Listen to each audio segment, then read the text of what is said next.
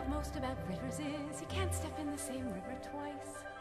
The water's always changing, always flowing.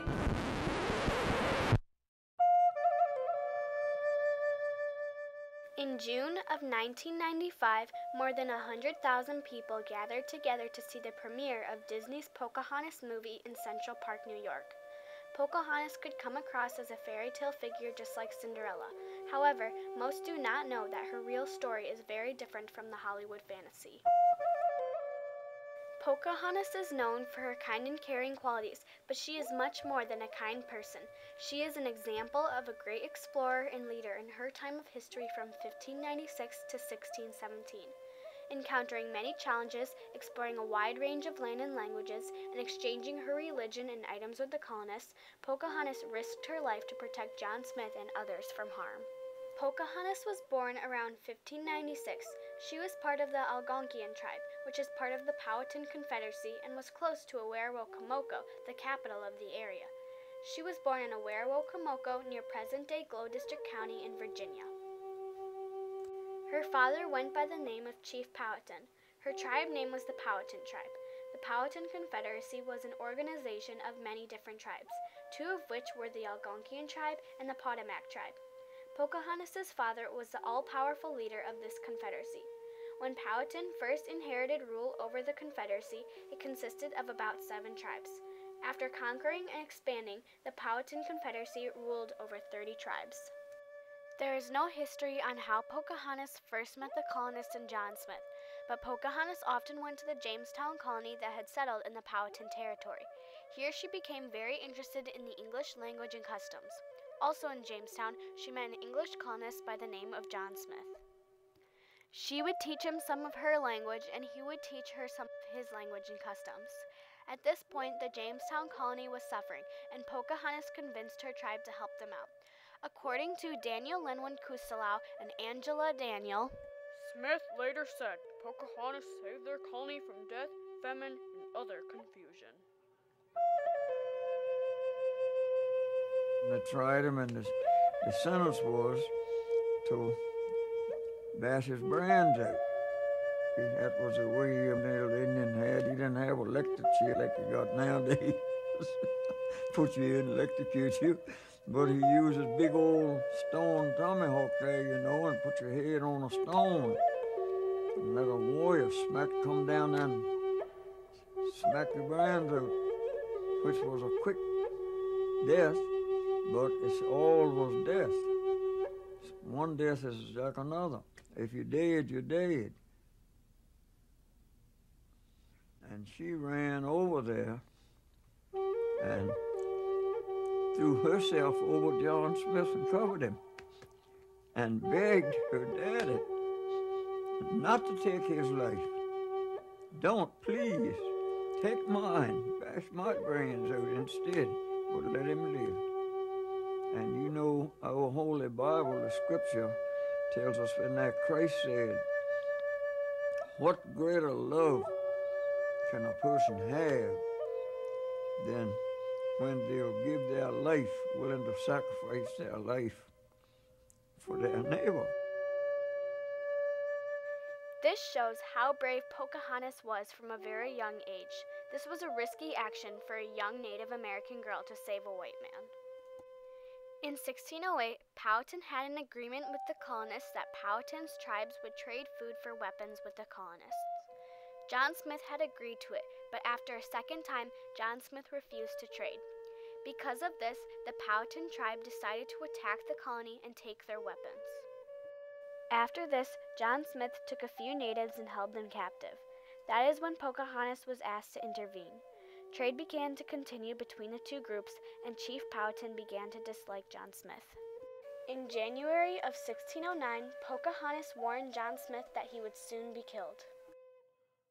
Soon afterward, John Smith ran into problems of his own. One night, while he was sleeping on his boat, his power back blew up in suspicious circumstances, tearing the flesh from his body in flies. He then returned to England, where he was from.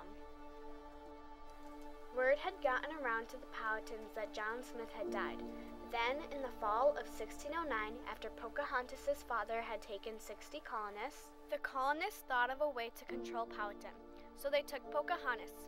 Pocahontas thought that if her father really did love her, then he would take her back, but he didn't, so she stayed with the Indians in the Potomac area where she was loved. In December of 1610, Pocahontas met another Englishman. Samuel Argall was the captain of the Jamestown ship and got lost while sailing to Bermuda and ended up in the Potomac area.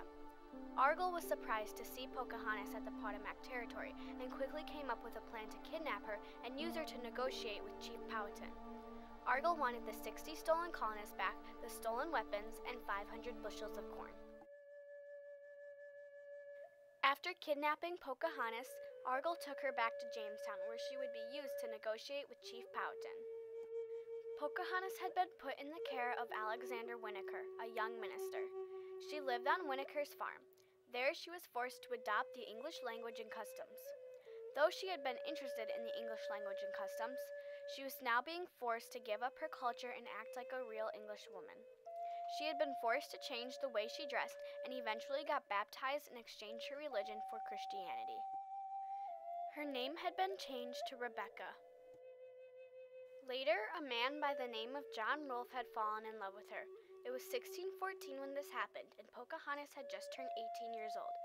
John Rolfe was not sure if he was able to marry Pocahontas, seeing that she had been a Native American. Even though she was now Christian, he still wasn't sure. He had wrote a letter to the governor of Jamestown, Sir Thomas Dale. Thomas Dale had said it would be okay, thinking it would bring peace between the Powhatans and the English. Thomas Dale consulted Chief Powhatan for the blessing of Rolfe and Pocahontas to marry. Powhatan gave his blessing and also agreed to end the war going on between the English and the Native Americans. Pocahontas and Rolfe were then married. Their marriage brought peace between the Powhatans and the English. This time is referred to as the Peace of Pocahontas. A year after her marriage in 1613, Pocahontas had a son and named him Thomas. In the spring of 1616, Pocahontas, her son, and her husband, and a big amount of Powhatan and English men and women traveled to England, where they were quite the sensation. While at England, Pocahontas encountered a big surprise. She had ran into John Smith, whom she was told he had passed away earlier in Jamestown. After Pocahontas and her husband made plans to go back to Virginia, Pocahontas became very ill and passed away with the disease called tuberculosis in March of 1617. Pocahontas was only at the age of 21. She had passed away in the town of Gravesend in the UK.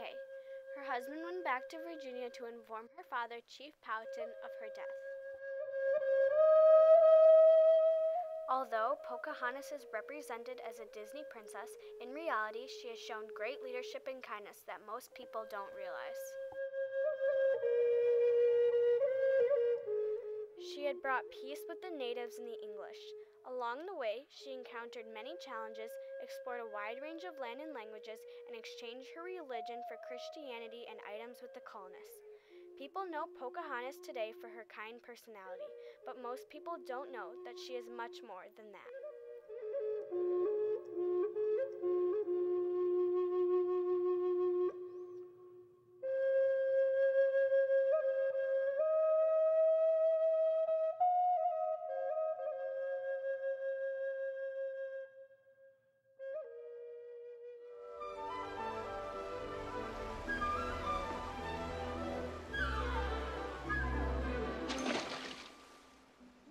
Show off.